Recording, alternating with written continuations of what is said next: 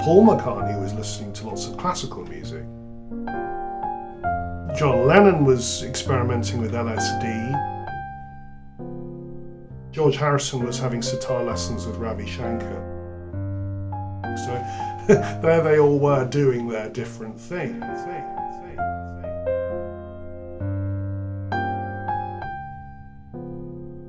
Lennon, McCartney, George Martin, John Lennon, George Harrison, Lennon, McCartney, Jeff Lennon, Leslie Speaker, George Martin, George Harrison.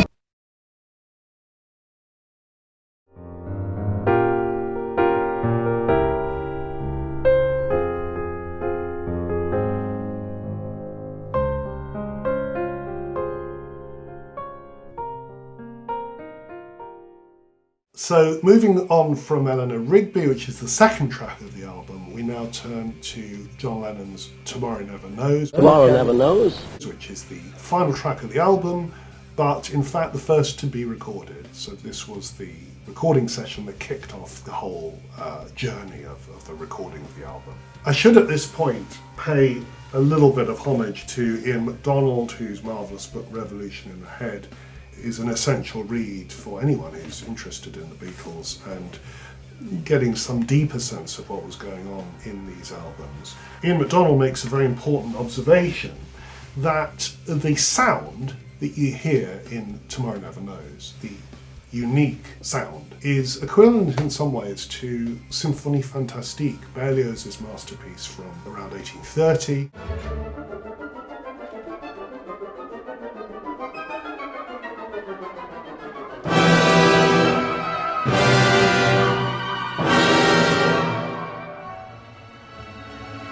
That's a piece that somehow reinvents the orchestra.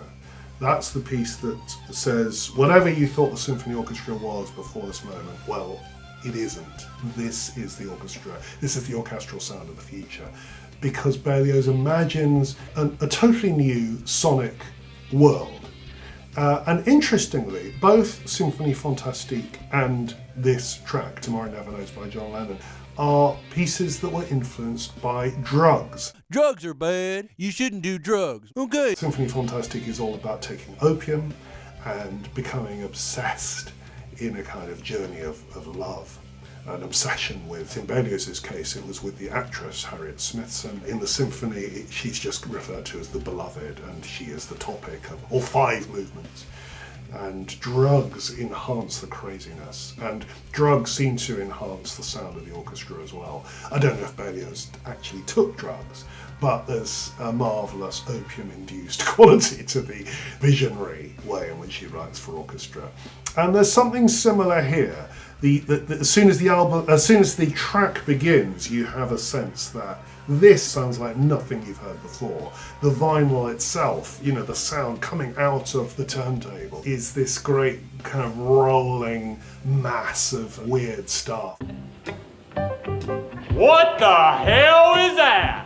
This great sitar drone underneath. No one had ever done that before. This consistent drone all the way through. I believe when Lennon first turned up in the recording studio and just played this song, apparently with just one note underneath the whole way through, everyone thought, what the hell is this? What the hell is that? The fascinating thing is you'd imagine it would be boring, but it isn't. It's like this great surging thing, partly because of the energy that comes through Ringo Starr's drums.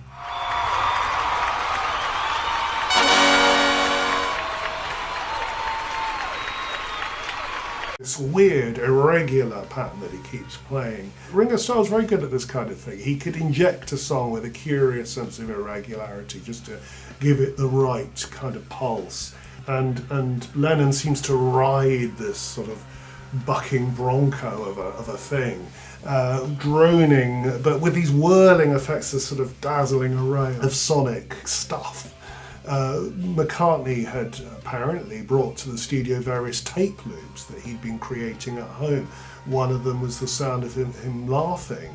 Another one was an orchestral chord in B flat that he just put on a loop so that it went round and round. He'd recorded a flute-like sound on a mellotron, which was a primitive electronic instrument.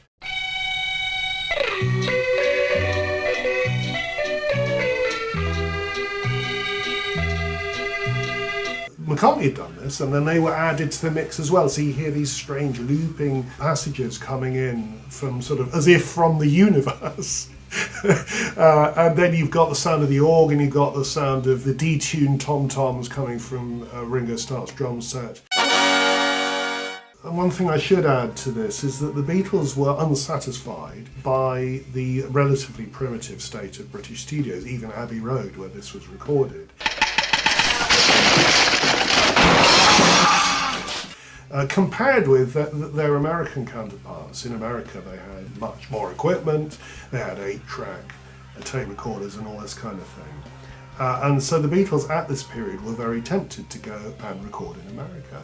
And the irony is, of course, nowadays we think of the Beatles albums, and this is how they were thought of at the time, in fact. These are the albums that are the most inventive in terms of production and in terms of the sonic invention. And the reason partly is that the Beatles themselves and the studio engineers, Geoff Emerick and George Martin, worked so hard to create all sorts of extraordinary sounds in the studio. It's a marvellous case of how limited means gives rise to greater invention. I'm a big believer in this. If you have all possibilities available to you, it limits invention. Invention really rises out of limited possibilities. When you don't have all that much stuff at your disposal, then you can be more creative. And the Beatles were fantastically creative. The wig, the glasses, the catchphrase, brilliant. Now, coming back to Eleanor Rigby, I was pointing out that the song is essentially built on two chords, E minor and C major. And that much of the harmonic interest arises from the way that McCartney used modes in that song. You get, if you sharpen the 6th note, C sharp, something very similar is happening here, though very differently. We're in C major, so it's the same basic tonal region, and the second chord is B flat. So we oscillate between those two, but with a C drone underneath both. And the melody, almost like a fanfare, an arpeggio.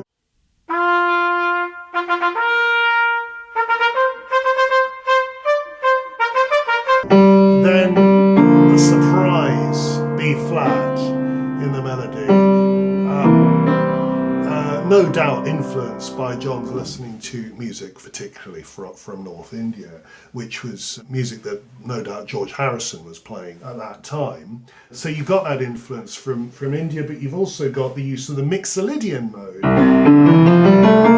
So whereas Paul McCartney had used the Lydian mode in Eleanor Rigby, Lydian mixed with the Dorian, John Lennon is using the Mixolydian, which is the scale you get if you play C major, but you have a B flat at the top, so it has a flattened 7th. And so that's why you get these marvellous flattened 7th chords, these B flat cadences. And that's part of what gives the song its sort of mysterious, insistent quality, that the way that you keep having this flattened cadence. And you sort of think, how on earth do you invent something so interesting with such minimal material? Because that's all there is. It's just those two chords working through the song. One thing puzzles me, Boric. How did you manage to get so much custard out of such a small cat? Well, you're imaginative in terms of the sound of the song, the way that the production works, and what we would call the timbral component, the sonic character of the music. All these extraordinary sounds that you're hearing, the dazzling array of sound.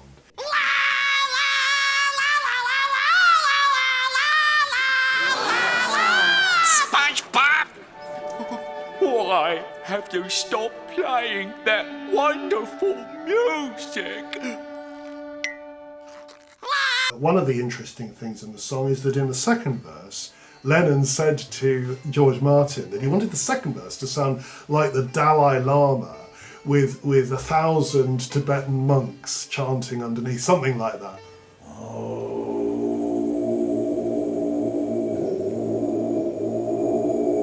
What George Martin did in order to get that effect or something like it, was to run John Lennon's voice through the revolving Leslie speaker. Leslie speakers are these marvellous high-tech 1960s amplifiers which traditionally were intended to be coupled to Hammond organs and give Hammond organs their unique sound.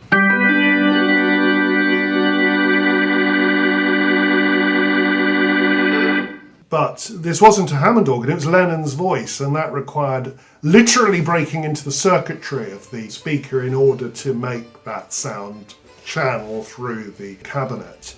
And that's the weird sound that you get on John Lennon's voice at the end. Apparently, Lennon was unsatisfied. Despite all this wizardry, he was unsatisfied with the results and thought that they should have hired the 1,000 monks after all.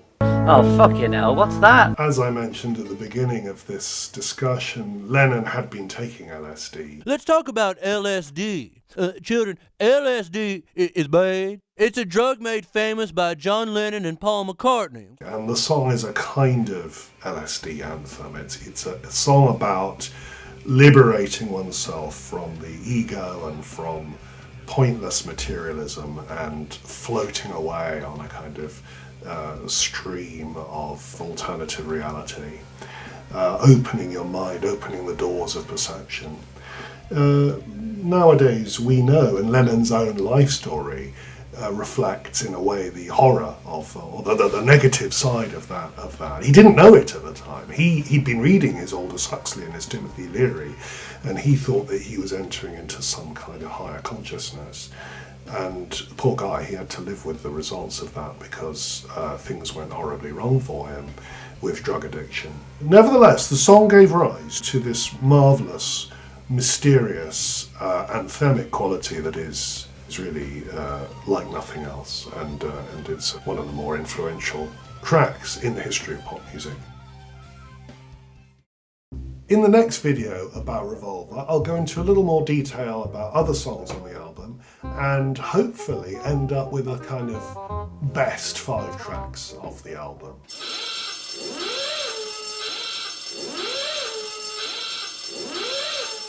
If you like what we're doing and you'd like to see more, please consider donating to our Patreon page, which is in the link below.